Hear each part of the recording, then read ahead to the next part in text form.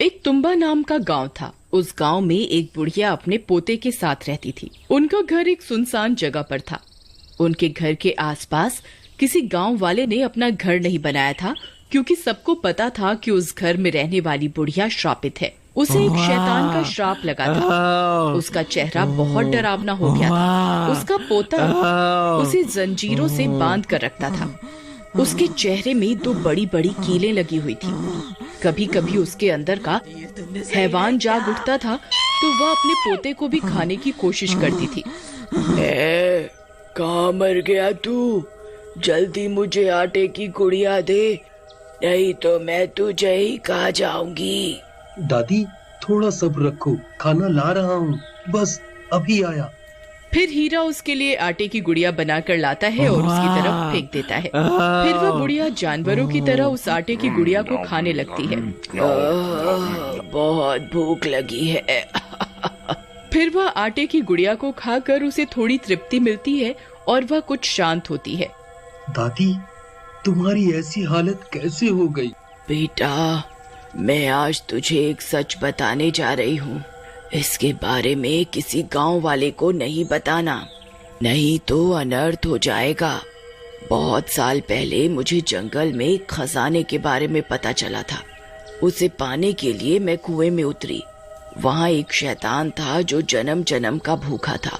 उसकी कमर में एक सोने की पोटली बंधी हुई थी। मैंने उसकी तरफ आटे की गुड़िया फेंकी तो वह उसे खाने में मगन हो गया। तभी मैंने उसकी सोने की पोटली को खंजर से काट दिया। उसमें से सोने के एक सिक्के गिरे। मैंने उन्हें झट से उठाया और कुएं से जल्दी से बाहर आ गई। मैं अगली रात फिर से कुएं के अंदर गई। मैंने फिर से उसकी तरफ आटे की गुड़िया फेंकी और उसकी पोटली को खंजर से काट दिया और सोना इकट्ठा करने लगी। लेकिन उस दिन मेरा लालच मुझ पर हावी हो गया। मैं ज्यादा सोने के सिक्के इकट्ठे करने में लग गई। तब तक वह शैतान आटे की गुड़िया खा चुका था। अब मेरे पास उसकी भूख मिटाने के लिए कुछ नहीं था। मैं जल्दी से रस्सी के सहारे बाहर निकलने लगी। तभी उसने मेरी टांग पर काट लिया और मैं भी श्रापित हो। उस बाद से मेरी ऐसी हालत हो गई है। अगर मुझे समय पर आटे की गुड़िया नहीं मिली तो मुझे डर है मेरे अंदर का शैतान किसी दिन तुझे अपना शिकार बना लेगा। बेटा, मुझे अब ऐसी जिंदगी और नहीं जीनी। मुझे मुक्ति दे दे। मैं अब थक चुकी हूँ। मैं किसी दिन तेरी जान ले लूंगी। मुझ पर एक कृपा कर, मुझे अब मुक्ति दिलवा दे बेटा। लेकिन दादी, मैं इस श्राप से आपको मुक्ति कैसे दिलवाऊं? बेटा, मेरे शरीर को आग के हवाले कर दे, इससे मुझे मुक्ति मिल जाएगी। लेकिन तू कभी खजाने के लालच में उस कुएं की तरफ मत जाना। फिर हीरा से अपनी दादी की हालत देखी नहीं जाती और वह अपने झोपड़े में आग लगा देता है और उसकी दादी को मुक्ति दिलवा देता है। अब मुझे कुएं में जाकर उस शैतान से खजाना लाना ही होगा। फिर एक दिन हीरा आटे की गुड़िया बनाता है और उस कुएं में उतर जाता है। हे दानव, कहाँ है तू? देख, मैं तेरे लिए आटे की गुड़िया लाया हूँ। आ, जल्दी आ जा। तभी आटे की गुड़िया की महक सूंघकर वह शैतान वहाँ आ जाता है। उसे देखकर हीरा की सिट्टी पिट्टी गुल हो जाती है। अरे मर गए रे। दादी की बात तो सच निकली। यहाँ तो सच में एक शैतान है। फिर वह शैतान उसकी ओर बढ़ने लगता है। तभी हीरा उसकी तरफ आटे की गुड़िया को फेंक देता है और वह शैतान उसे खाने लगता है। इसी का मौका उठाकर हीरा खंजर से उसकी सोने के सिक्कों की पोटली को फाड़ देता है और उसमें से सारे सोने के सिक्कों को इधर उधर बिखेर देता है। फिर सोने के सिक्के उठाना शुरू कर देता है। उसका लालच बढ़ता जाता है और वह सिक्के उठाने लगता है। तभी वह शैतान पूरी आटे की गुड़िया को खत्म करने वाला होता है। अरे मर गए रे।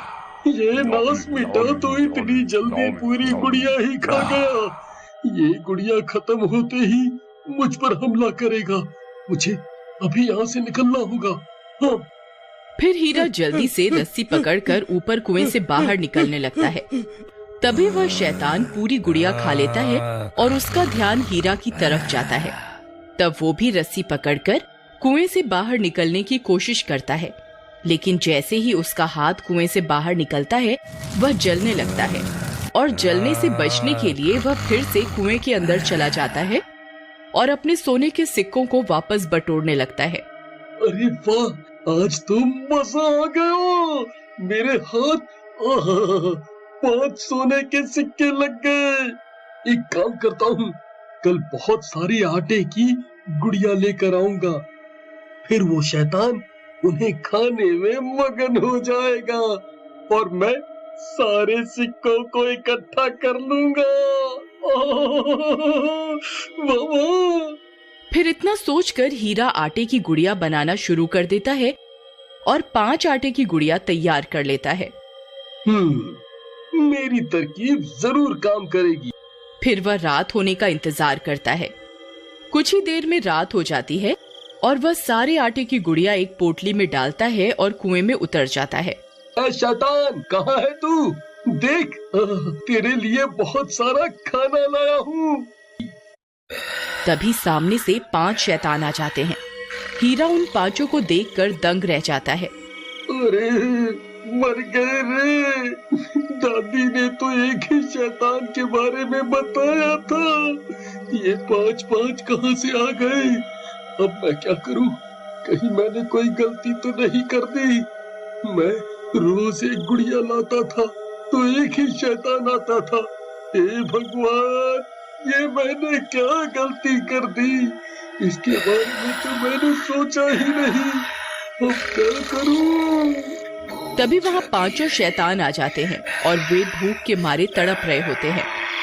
एक काम करता हूँ, इन 5 को एक गुड़िया खाने को दे देता हूँ, इससे मुझे यहाँ से भागने का वक्त मिल जाएगा। हाँ। फिर हीरा एक आटे की गुड़िया एक शैतान की ओर फेंकता है तो 5 शैतान उस गुड़िया के ऊपर टूट पड़ते हैं। कोई उसकी टांग खा जाता है तो कोई उसका सिर, और पलक झपकते वो 5 मिलकर उस गुड़िया को खा जाते हैं। अरे मर गए रे, इन 5 ने मिलकर एक झटके में गुड़िया हजम कर ली। अब क्या करूं? यहाँ से कैसे निकलूं? फिर वह बची हुई 4 गुड़िया को एक साथ उनकी तरफ फेंक देता है। 5 में से 4 शैतानों को एक गुड़िया मिल जाती है।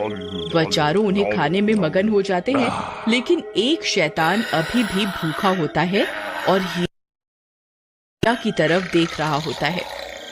अरे मर गया रे, इस नास मिटे के हिस्से में तो कुछ आया ही नहीं। अरे भागो रे। फिर जैसे ही हीरा रस्सी पकड़कर ऊपर से निकलने की कोशिश करता है, वो 5वां शैतान उसकी टांग पकड़ लेता है और उसकी टांग पर काट खाता है। अरे मर गया रे! अरे कब्बा, छोड़ मेरी टांग। अरे ये तूने क्या कर दिया कब्बा? फिर हीरा किसी तरह कुएं से बाहर निकलता है। अरे बहुत दर्द हो रहा है रे। हाय, अब मैं क्या करूं? कहीं वो दादी वाला श्राप मुझे भी तो नहीं लग जाएगा? कोई है? कोई मेरी मदद करो। फिर देखते ही देखते हीरा भी शैतान में बदल जाता है।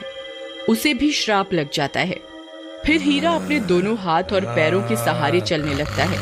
उसे बहुत भूख लगती है और वह आटे की गुड़िया की खोज में पूरे गांव में भटकने लगता है। मुझे बहुत भूख लगी है। मैं किसी को नहीं छोड़ूंगा। गांव वाले उसे छुप छुप कर देखने लगते हैं। किसी को कुछ समझ में नहीं आता कि हीरा ऐसे दोनों हाथ और पैरों के सहारे क्यों चल रहा है और उसकी ऐसी हालत कैसे हो गई। फिर हीरा पूरी रात गांव में भटकता भटकता जंगल की तरफ निकल जाता है। उसके वहां से जाते ही गांव वाले अपने घरों से बाहर निकल कर आ जाते हैं। अरे भाई, ये हीरा को क्या हो गया? ये तो बिल्कुल जानवर जैसा बन गया है। भाई, मुझे तो लगता है इसे इसकी दादी ने काट खाया है, तभी ये भी श्रापित हो गया है। फिर सभी गांव वाले हीरा के घर की ओर दौड़ पड़ते हैं। जब वे वहां पहुंचते हैं तो दंग रह जाते हैं। वह घर पूरी तरह से जला हुआ होता है। वहां उन्हें उस बुढ़िया का कंकाल भी मिलता है। उन्हें कुछ समझ में नहीं आता कि आखिर क्या हो रहा है। फिर रात होने पर उन गांव वालों को हीरा के तड़पने की आवाजें जंगल से आती हुई सुनाई देती हैं। मैं किसी को नहीं छोड़ूंगा, मुझे आटे की गुड़िया दो।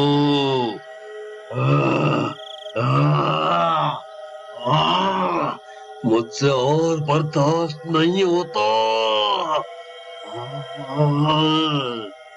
अरे भाई, ये तो उसी हीरा की आवाज है। अगर ये गांव में आ गया तो सबको अपने जैसा बना देगा। अरे भाइयों, देखो हीरा इसी ओर आ रहा है। हमें इसे जला के मारना होगा, नहीं तो हम भी इसके जैसे बन जाएंगे। फिर जैसे ही हीरा वहां पहुंचता है, सभी गांव वाले मशाल उसकी तरफ फेंक देते हैं और हीरा जलने लगता है। गांव वालों, तुम्हारा बहुत बहुत शुक्रिया। तुमने मुझे मुक्ति दिलवा दी। मैं